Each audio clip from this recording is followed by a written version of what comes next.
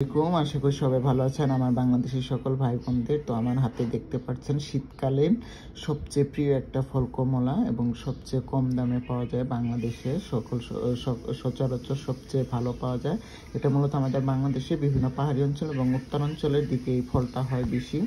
তো সবাই আশা করি এটা প্রত্যেক দিন একটা করে খেলে আপনার পুষ্টি চাহিদা পূর্ণ থাকবে এবং ভিটামিনের সি যে চাহিদা এটা অনেক পুরো থাকবে। আঁশযুক্ত খাবার, ফাইবারযুক্ত খাবার। তো আশা করি সবাই এটা খাবেন। দেশীয় ফল খাবেন বেশি বেশি করে, আমরা, কামরাঙা, জলপাই এগুলা খাবেন। বিদেশি ফলে তো দামি দামি না কিনে। তো এটা এখন আমরা জুস বানাবো, জুস বানিয়ে খাবো, কারণ ছোট বাচ্চারা এটা খেতে চায় না, তারা চাইলে ওদেরকে জুস বানিয়ে খেতে দিতে পারেন। অনেকগুলা কোর্স থাকে, অনেকগুলা রসালো, দেখতেই পারতেছেন।